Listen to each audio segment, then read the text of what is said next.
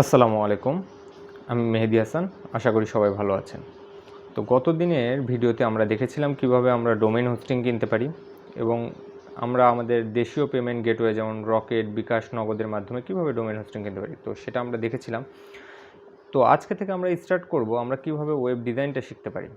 Web design শেখার জন্য আমাদের ডোমেইন হোস্টিংয়ের দরকার ছিল, কারণ আমরা যে ওয়েবসাইটটা বানাবো বা তৈরি করব সেই জন্য আমাদের একটা নামের দরকার এবং একটা রাখার জায়গা দরকার, যে কারণে আমরা ডোমেইন হোস্টিংটা কিনে ফেলেছি।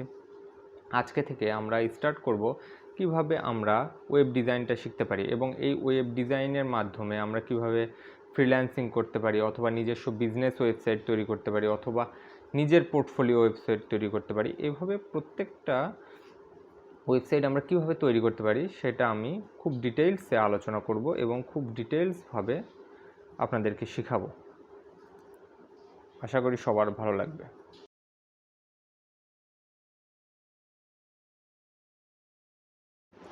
গত ভিডিওতে আমরা দেখিয়েছিলাম যে কিভাবে আমরা মাস্টার কার্ড ছাড়াই বিকাশ, নগদ অথবা রকেটের মাধ্যমে ডোমেইন হোস্টিং কিনতে পারি। তো আজকে আমরা শিখব যে আস্তে আস্তে আমরা কিভাবে ওয়েব ডিজাইনার হতে পারি।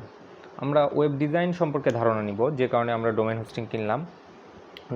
ডোমেইন জিনিসটা কি? ডোমেইন অর্থ হচ্ছে একটা ওয়েবসাইটের নাম, আর হোস্টিং অর্থ যেখানে ওই ওয়েবসাইটের ফাইলগুলো রাখবো। সুতরাং এই দুটাকে আমরা একসঙ্গে বলি ডোমেইন হোস্টিং। তো আমরা যে ইন্টারফেসটা দেখতে পাচ্ছি এটা হচ্ছে ডায়না হোস্টের ইন্টারফেস। এখানে আমরা লগ ইন করার পরে আমাদের প্রোডাক্টগুলো দেখাচ্ছে, যেমন এটা হচ্ছে হোস্টিং। আমরা চাইলে আমাদের মাই ডোমেইনটা দেখতে পারি। তো আমাদের কাজ হচ্ছে এখন সি প্যানেলে, যেহেতু আমরা ওয়েবসাইটটা সেট আপ করবো সেক্ষেত্রে আমাদের কাজটা হচ্ছে সি প্যানেলে। সি প্যানেলের লগ ইনটা আপনারা যখন এই ডায়না হোস্ট থেকে ডোমেইন হোস্টিং কিনবেন সেক্ষেত্রে অটোমেটিক আপনাদের ইমেইলে পাঠিয়ে দেওয়া হবে। তো আপনারা সেখান থেকে ইউজ করতে পারেন। তো মূলত আমাদের নেমটা যদি আমরা দেখি mhshobhan.com, তাহলে আমরা দেখতে পাবো ওয়েবসাইটটা ব্ল্যাঙ্ক, কারণ এখানে কিছু রাখা নাই, স্পেসটা ফাঁকা। তো আমরা আমাদের সি প্যানেলে লগ ইন করি।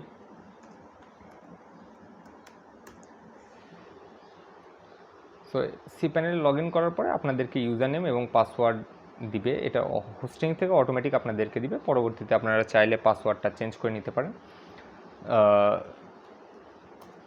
এটা পাবেন আপনারা ইমেইলে। সো আমরা লগ ইন করি। লগ ইন করার পরে আমরা দেখতে পাবো হোস্টিংয়ের টোটাল স্পেসিফিকেশন, যেমন হোস্টিংটা আমাদের 2 জিবির হোস্টিং, ব্যান্ড উইথআউট হচ্ছে 200 জিবি। এগুলো সব এ টু জেড ডিটেলস এবং সব কাজ কারবার আপনি এখান থেকেই করতে হবে। যেমন ইমেইল অ্যাকাউন্ট আমরা জেনারেট করতে পারবো।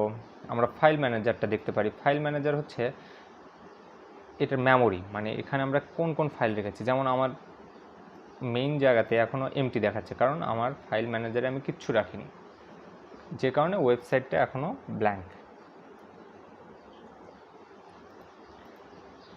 এরপরে পিএইচপি, অ্যাডমিন, ডাটাবেজ, এগুলো আমরা সবই দেখবো আস্তে আস্তে। তো আমাদের সর্বপ্রথম কাজ হচ্ছে আমরা যেহেতু ওয়েব ডিজাইন শিখবো এবং খুব সহজে ওয়েব ডিজাইন শিখবো, আমরা ইউজ করব হচ্ছে ওয়ার্ডপ্রেস। পৃথিবীর মোস্ট প্রবাবলি বলা যায় যে 50%-এর অধিক ওয়েবসাইট ওয়ার্ডপ্রেসেই তৈরি, কারণ ওয়ার্ডপ্রেস ইজিলি ইউজ করা যায় এবং ফ্রি একটা অপশন, ফ্রি সিএমএস বলা যায়। তো আমরা এটাকে খুব ইজিলি ইউজ করতে পারি এবং মোটামুটি ওয়ার্ডপ্রেসের সিকিউরিটি অনেক স্ট্রং। সো আমরা ওয়ার্ডপ্রেসটাকে ইনস্টল করার জন্য আমরা অ্যাপ ইনস্টলারে ক্লিক করব। অ্যাপ ইনস্টলারে ক্লিক করার পর আমরা দেখতে পাবো ওয়ার্ডপ্রেস, জুমলা, এগুলো সবই এক একটা ওয়েব ডিজাইন বা ওয়েবসাইট তৈরি করার এক একটা প্ল্যাটফর্ম। তো আমরা ইউজ করব ওয়ার্ডপ্রেস। এখানে আমরা ক্লিক করব ইনস্টল। তো ইনস্টলেশনে ক্লিক করার পর আমরা দেখতে পাবো আমাদের ডোমেইন নেম এবং দেখেন ইন ডাইরেক্টরি এখানে দেখাচ্ছে WP অ্যাডমিন। সো আমরা চাই না যে আমাদের ওয়েবসাইটে ওয়ার্ডপ্রেসটা ইনস্টল হোক এই ডোমেইন নেমের পরে স্ল্যাশ দেওয়ার পরে WP ফোল্ডারে। আমরা চাচ্ছি যে একদম ডাইরেক্ট রুট ডোমেইনেই ওয়ার্ডপ্রেসটা ইনস্টল হোক, যে কারণে আমরা এই ডাইরেক্টরিটা অফ করে দিলাম। এখন আমরা এখান থেকে সাইট নেম চাইলে চেঞ্জ করে দিতে পারি। যেমন এখানে মাই ব্লগ আছে, আমরা শোভনটা দিয়ে দিলাম। চাইলে আমরা ডেসক্রিপশন চেঞ্জ করতে পারি। এখন আমাদের আছে ইউজার নেম, পাসওয়ার্ড, ইমেইল। এইটা যার যার ব্যক্তিগত, এবং পাসওয়ার্ডটা সবসময় স্ট্রং দিবেন যাতে কেউ সহজে ওয়েবসাইটটাকে হ্যাক না করতে পারে। তো আমি সিকিউরিটি পারপাসে এটা একটু ব্লার করে দিলাম।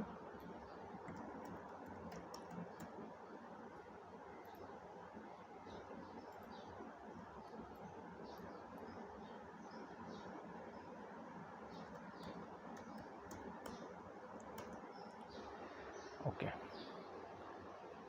সো সব কিছু দেওয়ার পরে আমরা নিচের দিকে চলে আসবো। নিচের দিকে আসার পরে এখান থেকে আমরা আরও কিছু সিলেক্ট করতে পারি, বাট এটা আমরা পরে শিখব। এখান থেকে চাইলে আমরা যে কোনো থিমটাও সিলেক্ট করতে পারি, বাট আমরা এগুলো এখন শিখবো না। আমরা জাস্ট ক্লিক করব ইনস্টলে। সো এখানে একটা লোডিং নিবে, কিছুক্ষণ সময় লাগবে।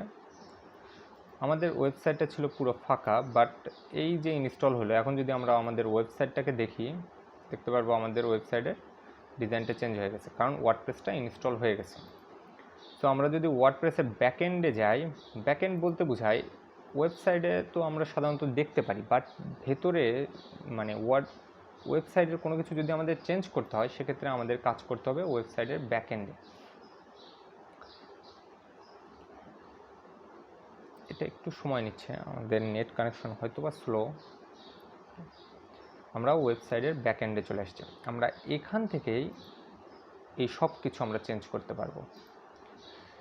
তো আমাদের ফার্স্ট কাজ হচ্ছে আমরা একটা থিম চেঞ্জ করে নিই, কারণ যে থিমটা আছে এটা খুব একটা ভালো লাগছে না।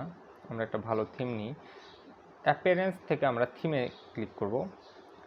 এখানে 3টা থিম অলরেডি ইনস্টল করাই আছে ওয়ার্ডপ্রেস বাই ডিফল্ট, কিন্তু আমরা চাচ্ছি আরও কিছু থিম, সে কারণে আমরা অ্যাড নিউয়ে ক্লিক করলাম।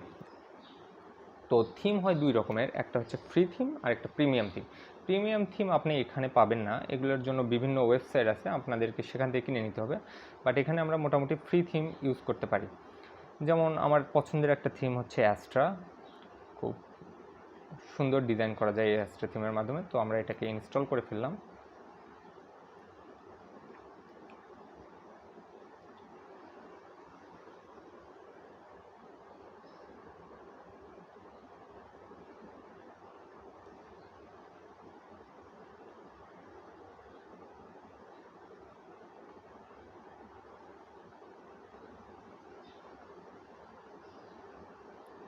তো থিমটা ইনস্টল হওয়ার পর আমাদের কাজ হবে এটাকে অ্যাক্টিভ করে ফেলা।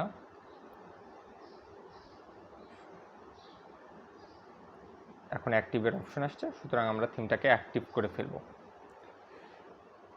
থিমটাকে অ্যাক্টিভ করার পরে যদি আমরা এখন ওয়েবসাইটের ডিজাইনটা দেখি, সেক্ষেত্রে দেখব আমরা ওয়েবসাইটের ডিজাইনটা চেঞ্জ হয়ে গেছে, কারণ থিম চেঞ্জ হয়ে গেছে।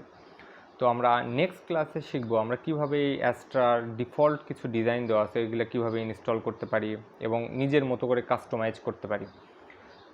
আমরা ওয়েব ডিজাইনটা শিখতেছি এই কারণে যে আমরা যেন এটা নিজের বিজনেস পারপাস অথবা নিজের পোর্টফোলিও তৈরি করা, অথবা অনেকের ইচ্ছা আছে ফ্রিল্যান্সিং করা, যাদের ইচ্ছা আছে ফ্রিল্যান্সিং করা তারাও যেন কাজ করতে পারে বিভিন্ন মার্কেট প্লেসে, যে কারণে আমরা A to Z ফ্রিল্যান্সিং বিষয়ে শিখব ওয়েব ডিজাইনের মাধ্যমে। তো আজকের মতো এই পর্যন্তই, আশা করি সবাই ভালো থাকবেন।